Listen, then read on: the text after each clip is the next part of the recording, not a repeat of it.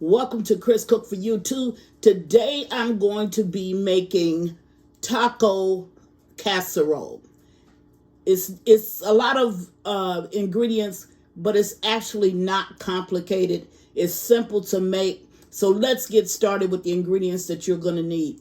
You're going to need ground beef, and I have mine sitting back here because I thought it out yesterday. I knew I was going to prepare this actual recipe, so I thought it out yesterday. But let's get started with the rest of the ingredients that you're going to need. Now I'm going to put just a little bit of a twist on this. What I'm going to do is I'm going to take my baking dish right here, the pan. I'm going to oil it down, or I'm going to spread butter all over it. Then I'm going to take these hash brown potatoes. I'm going to layer them all over the pan. I'm going to put it in my oven and cook it off for 10 minutes on 350 degrees. Then I'm going to add the rest of the layers that need to go in order to make this casserole. Now, you're going to need salsa. I have mild salsa here. This is another salsa as well, verde. I'm going to be using that as well. You're going to need some cream cheese, and I have Philadelphia. You don't necessarily have to use Philadelphia. You can use any kind you want. This is enchilada sauce. You're going to need that. 1 pack of taco seasonings should do it. I'm also going to add refried beans. So the hash brown potatoes and the refried beans, these are optional. That's my twist on this recipe.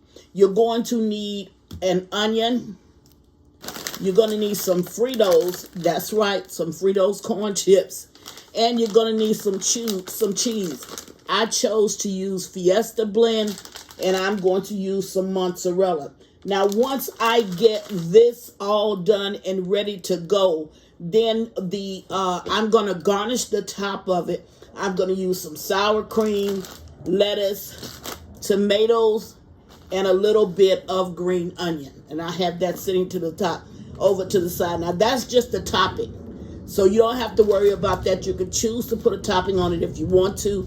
If you don't, that's after it's baked. You don't have to do it. So I'm going to go away, get everything together. I'm going to cook up my ground beef. And actually, you would cook up your ground beef as if you were making chili or you were making spaghetti, and you want to just crumble your ground beef down and cook it up. That's what you're going to need to do. I'm going to have everything else ready when I come back.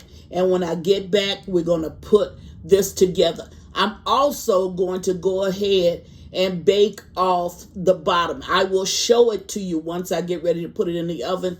I'm going to bake off my hash brown portion so that it all ends up being complete at the same time. So I'll show you how to layer that once I get ready to put it in the oven. Other than that, real simple, real easy, just a lot of ingredients. So I'll be right back. Okay, now I'm back, and I just want to show you how to do the first part of this, which is going to be to put the hash browns down in the bottom of the pan so that they can go ahead and brown. So I'm just going to take some butter, and I'm just going to smear it over the bottom. You don't want a lot because you don't want that grease to back up inside of your other mixtures. So I just put enough just to really crisp up my hash browns. So I've got that in there. And as you can see, it's not a lot of butter. So you don't want to use a lot of butter. So then you want to go ahead and sprinkle your hash browns. Well, I can just go ahead and empty out this container. Okay, so that's all out of here, and this is a 1 pound 4 ounce container. So you want to go ahead and just spread it over the bottom. Now I'm going to bake this off just so it can get kind of crusty or crispy. Like I want it to be a crust, but I want it to be crispy. Okay, so I just layered that on the bottom, as you can see. So I'm going to put this into my oven, 350 degrees, for roughly at least 10 minutes, 10 to 12 minutes. Then I'm going to take it out, and then we're going to start to layer in the rest of the mixture. Just want to show you how this is done, And I'll be right back when we go to the next step. Be right back. Okay, now this is my ground beef. And if you look at the ground beef, it's just like if you were making chili or if you were making spaghetti. The ground beef is already chopped up. Okay, and you might see a few little bigger chunks, but that's really okay. It may disintegrate. If not, it's still okay. So now you want to go ahead and add 4 ounces of cream cheese. Now I'll put the ingredients that's going to be for a 9 by 12 pan.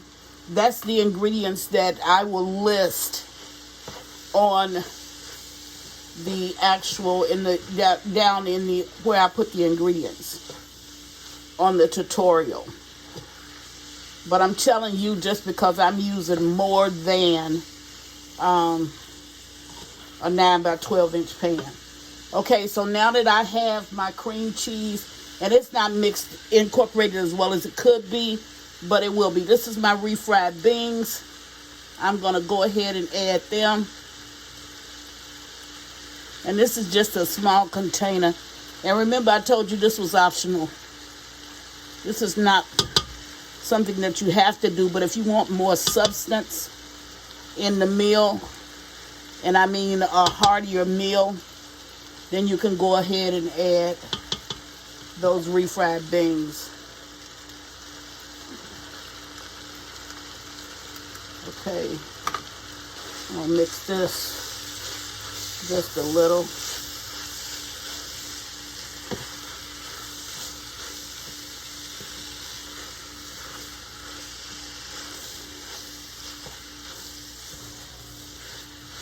And that's not well incorporated yet because the heat has not totally hit it. There's absolutely no oils in this. I'm using a 85-15 ground beef. If you want to use a leaner ground beef, then there'll be less oil. If you use one that I think it's 75, what is it, 75-25. If you use one that's like that, you're going to have more oils and fats in your ground beef. I put in about 1/4 of a cup of water. And the reason why I did that is because I don't want my mixture to dry out. Now I'm going to go ahead and I'm going to add in my enchilada sauce. That's a small container of enchilada sauce. I'm going to add to this 1 cup of my chunky salsa.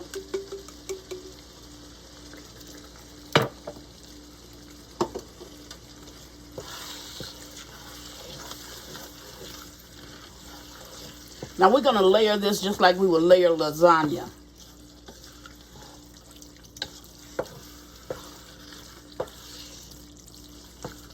Okay, and then I'm going to add in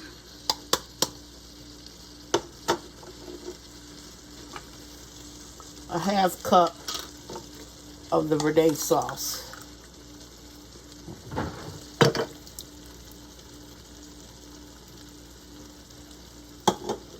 Alrighty.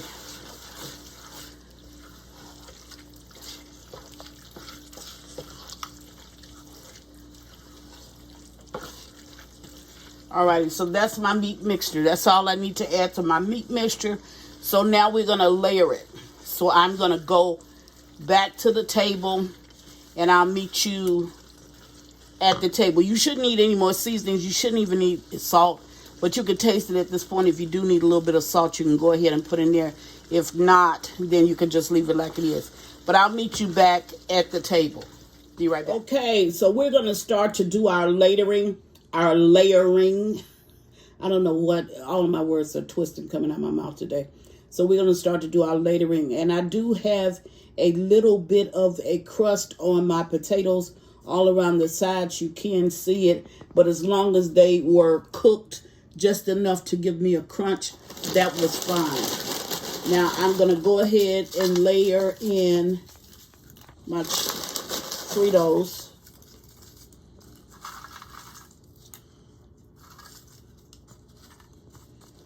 Okay. So once I get in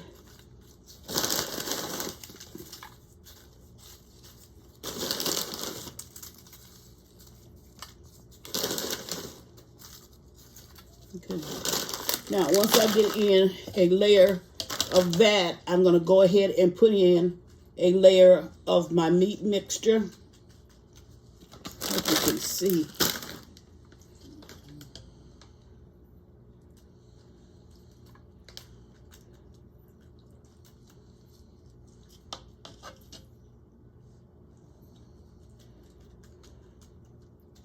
Now, this is hearty enough to be a one-dish meal. You don't have to have anything else with this. The only thing I'm going to serve with this is I have some Texas toast, and I thought that would go, you know, really nice with it, but I may not even need that. So,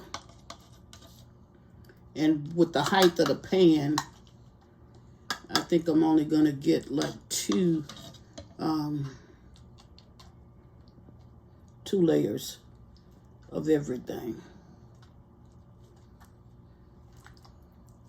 Okay, so we got the layer of meat in. Then the next thing we're going to do is we're going to put in a layer of cheese.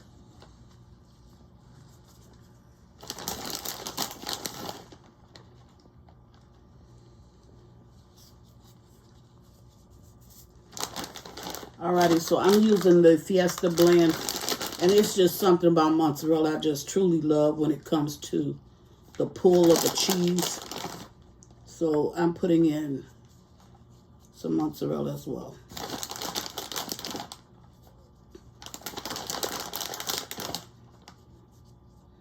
All right. Now once I get that in, then I'm going to go back to the next layer. Next layer is going to be the same.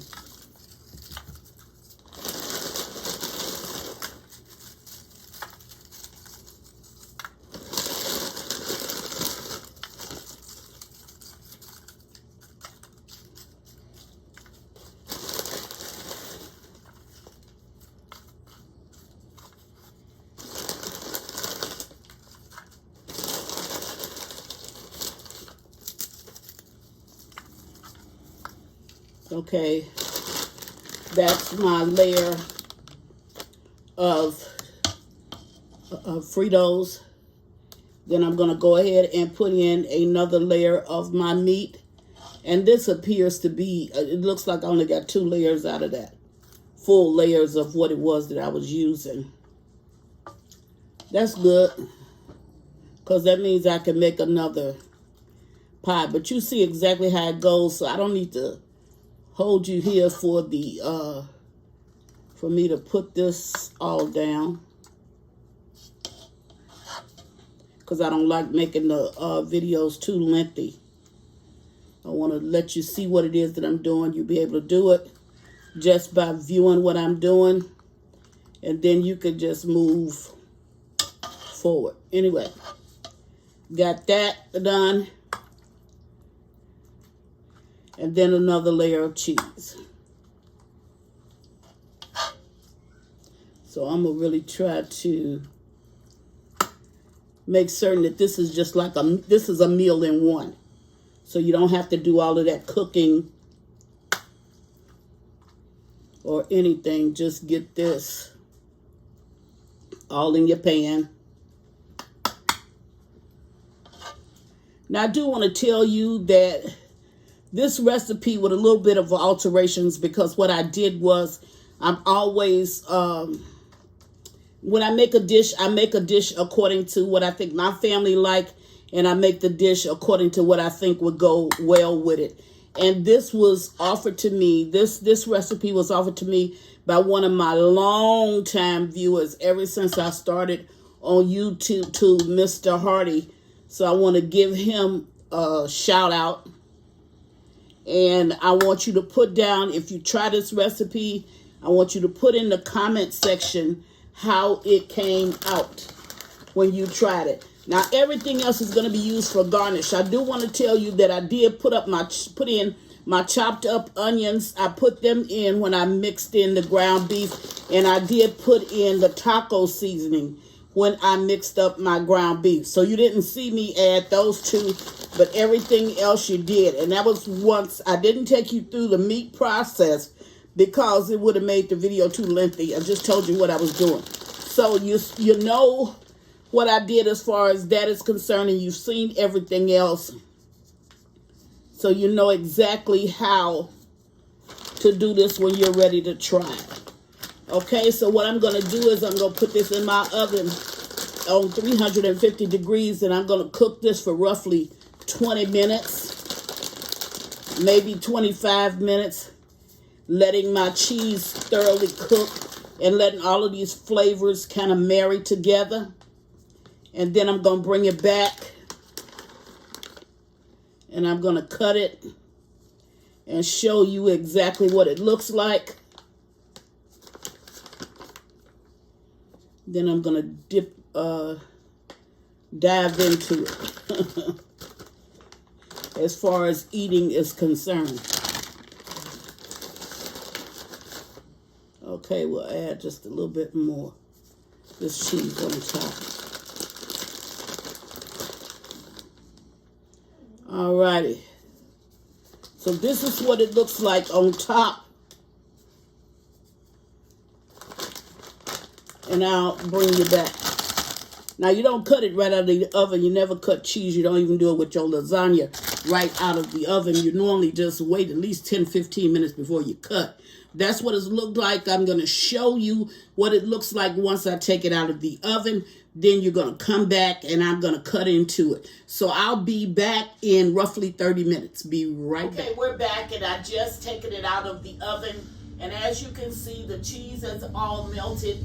Now I'm going to give it about 10-12 minutes, maybe 15 minutes before I actually cut it. Because what holds your pie together when you're making something like this, especially your lasagna, and this dish as well, what holds it together is that cheese needs to really set. So you don't want to cut it right away because the cheese is melting and it's not actually holding together whatever dish it is that you're making. So we're going to give this at least 10-15 minutes. And then I'll bring it back and I'll cut a slice and show you what it looks like. Be right back. Okay, now I'm back. So I'm going to go ahead and dish this up. And I'm going to cut this out. I think I waited like about at least 10 minutes, I think. Because what I want to try to get is, I want to try to get it out in a layer. See how that came out? Just like it should be. See how it came out? Then what I'm going to do is, I'm going to go ahead. I like jalapeno. So, and I had some. And you can put whatever toppings that you really want. But this is what I want on mine. So, I'm going to put a few jalapeno down on the top of that. I'm going to add to that some tomatoes.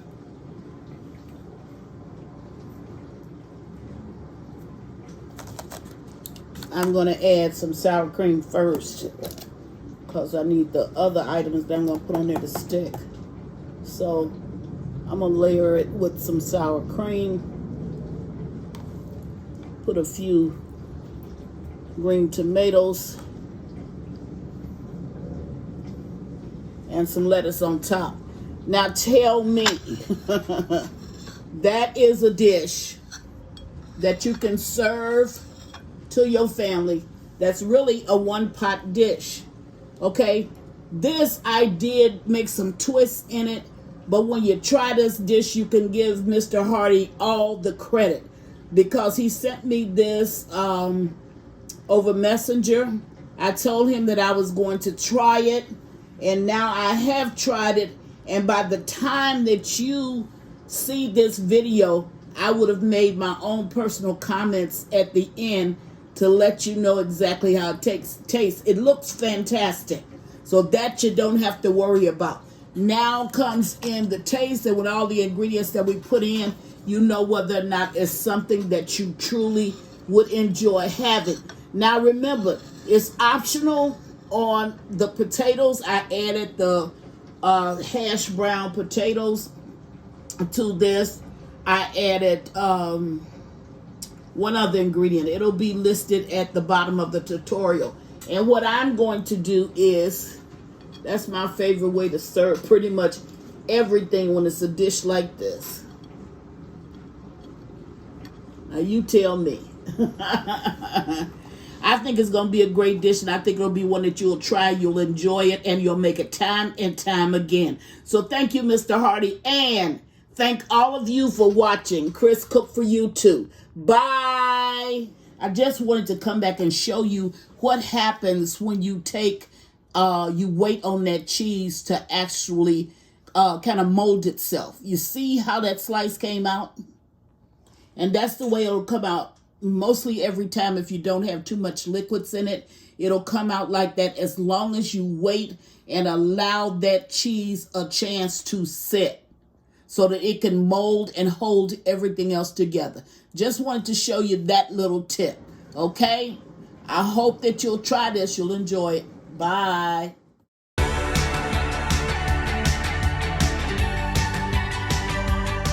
Please follow me on Instagram and Facebook at Chris Cook for You too. And don't forget to share this video. Bye.